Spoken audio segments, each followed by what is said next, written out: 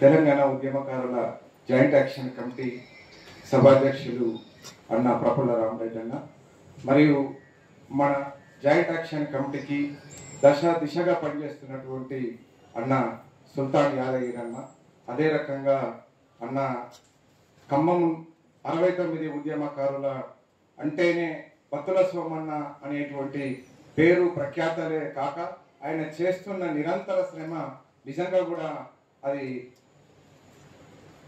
చెప్పడానికి కూడా మన ఉద్యమకారులకు సంబంధించినటువంటి అనేక రూపాలలో ఇప్పటికీ సజీవంగా బతికిస్తున్నటువంటి వ్యక్తులు ఎవరైనా ఉన్నారు అంటే అన్ననే అని చెప్పడానికి ప్రధాన కారణం.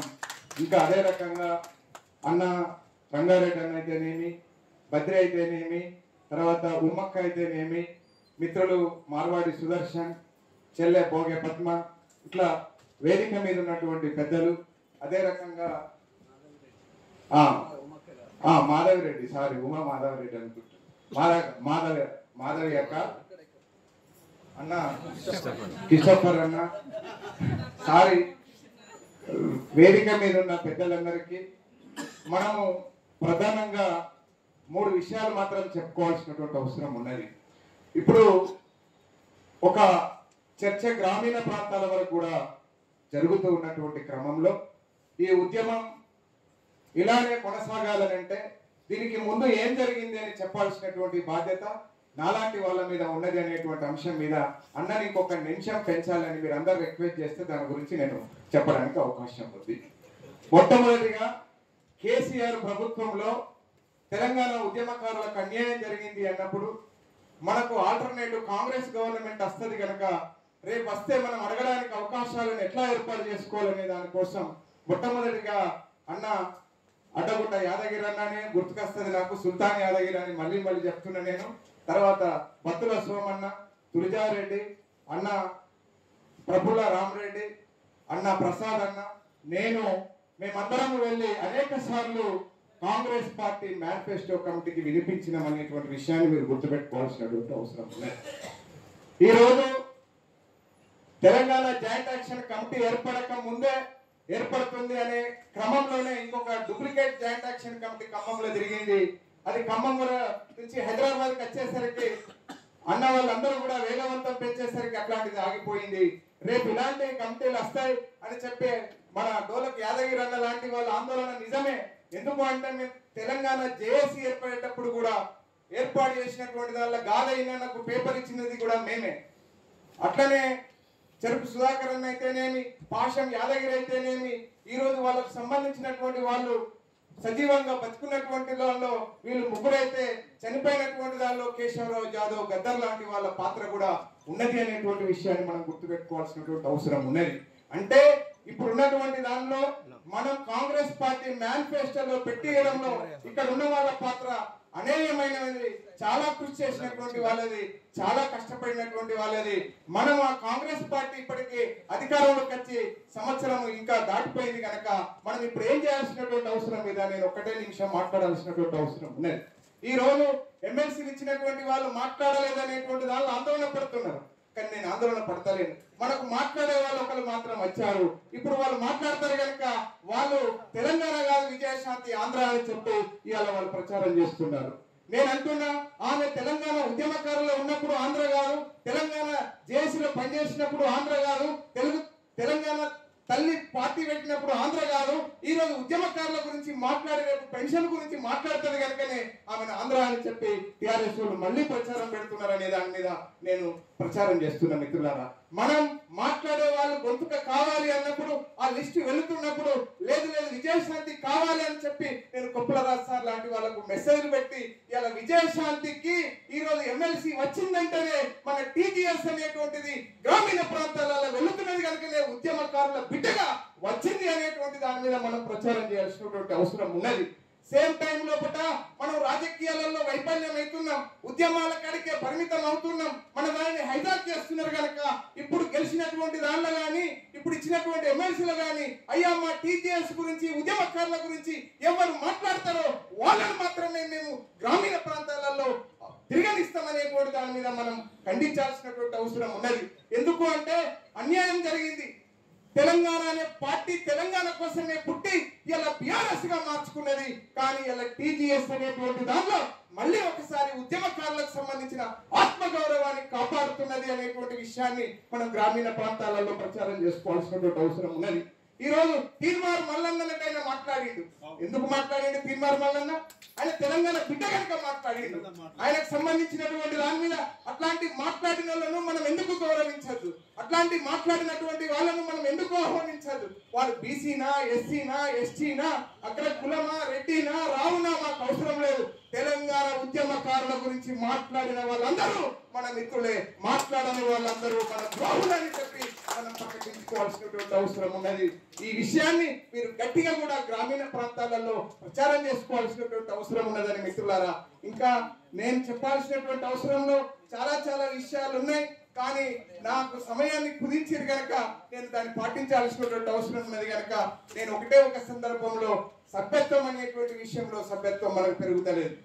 కారణం 2 కారణాలు. ఈరోజు అన్న చెప్పింది, బద్రి అన్న చాలా చక్కగా మహిళల జనాభా పెరిగింది, మనం సంతోషపడదామనే దానిలో బాబాసాహెబ్ అంబేద్కర్ వారసుడిగా నేను కూడా సంతోషపడుతున్నాను. మహిళల జనాభా రేపు ఉద్యమకారుల జనాభా పెరగాలంటే ఏం చేయాలి? ఆర్థిక సంబంధం లేనటువంటి అంశాలని, ఆర్థిక సంబంధం లేని అంశాలని మనం 2గా విడగొట్టగలిగినాం. ప్రసాద్ అన్న, నేను, మన ఇంకొక అన్న ఉన్నాడు కదా అన్న, గుంటి రామచంద్ర, గంటి చంద్రుడు. మేమేం చేసినామంటే, అన్న పైసలు ఇవ్వాలంటే బడ్జెట్ తో సంబంధం ఉన్నది. కేసీఆర్ అన్ని అప్పులప్పాలు చేసిపోయాడు. ఆయన తెలంగాణను 10 సంవత్సరాలు ఒక మంచిగా కాపాడుతాడు అనుకుంటే అడవి పంది పడ్డట్టుగా మొత్తం దుండిపోయిండు.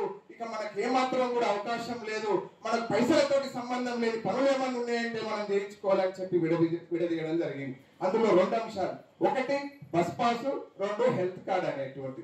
కనీసం ఈ రోజు మహిళలు ఈ రోజు సగం మంది వచ్చిందంటే అది ఇందిరాగాంధీ ఇచ్చినటువంటి ఉచిత బస్ పాస్ అనేటువంటి విషయాన్ని మనం గుర్తు చేయాల్సినటువంటి అవసరం ఉన్నది. సేమ్ టైంలో మన మహాసభ పెట్టుకుంటున్నటువంటి సందర్భంలో ఇప్పటికైనా ఆ మహాసభ లోపైన వచ్చే నెల 21 లోపైన ఉద్యమకారులకు కనీసం ఎఫ్ఐఆర్ ఉన్నటువంటి వాళ్ళకైనా ఒక బస్ పాస్ ను మీరు మంజూరు చేయాలని రంగారెడ్డి అన్న గారికి నేను చేతులెత్తి నమస్తిస్తున్నా.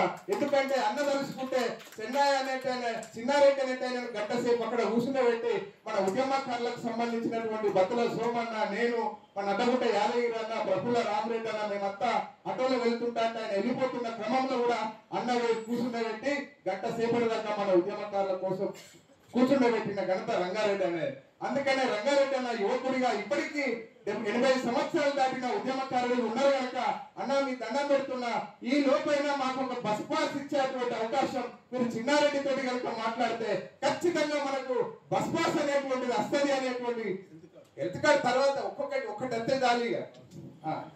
తర్వాత ఓకే, నాకు ఈ అవకాశం ఇచ్చినటువంటి మిత్రులందరికీ ధన్యవాదాలు తెలియజేస్తూ ముగిస్తున్నాను. తర్వాత 2వ అంశం ఏంటంటే, నేను ఈ రోజు నుంచి వెళ్ళి టీజీఎస్ అనేటువంటి దాంట్లో నా పోస్టులో వేరే వాళ్ళని పెడితే బాగుంటుంది. నేను కొన్ని క్రిటికల్ సమస్యలు ఎదుర్కొంటున్నా. నేను ఒకటి సర్పంచ్ ఎంపీటీసీ జెడ్పీటీసీల ఫోరాన్ని కూడా ఆర్గనైజేషన్ చేయడానికి, దానికి రేపే నేను ఒక ప్రెసిడెంట్ని పెట్టడానికి వెళ్తున్నా.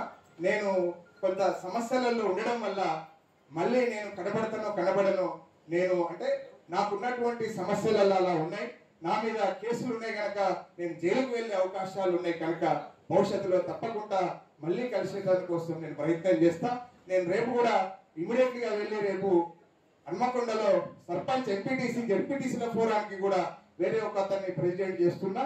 తప్పకుండా భవిష్యత్తులో జేఏసీలో నేను కొనసాగుతా. నా ఉద్యమము, నా ఊపిరి ఉన్నంత కాలం బాబాసాహెబ్ అంబేద్కర్ చెప్పిన మార్గంలో, మార్చి చెప్పిన మార్గంలోనే మనం ప్రయాణం చేద్దాం. తప్పకుండా ఇది సాధిస్తామని తెలియజేస్తూ నాకు ఈ అవకాశం ఇచ్చినందుకు పేరున సామాజిక ఉద్యమ అభివందనాలు తెలియజేస్తూ ముగిస్తున్నాను. జై తెలంగాణ, జోహార్ అమర వీరులకు.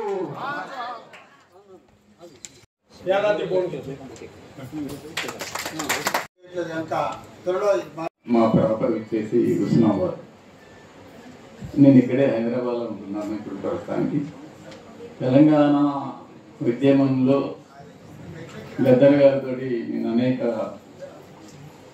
గ్రామాలు 10 జిల్లాలు కూడా తిరగడం జరిగింది. ఇది నా పరిచయం. అదేవిధంగా భిక్షమన్నను కూడా ఒకసారి వచ్చి పరిచయం చేసుకొని ముందు దిగాలి. ఖమ్మం అందరికీ వందనాలన్నా. నా పేరు అంగిరి భిక్షమయ్య.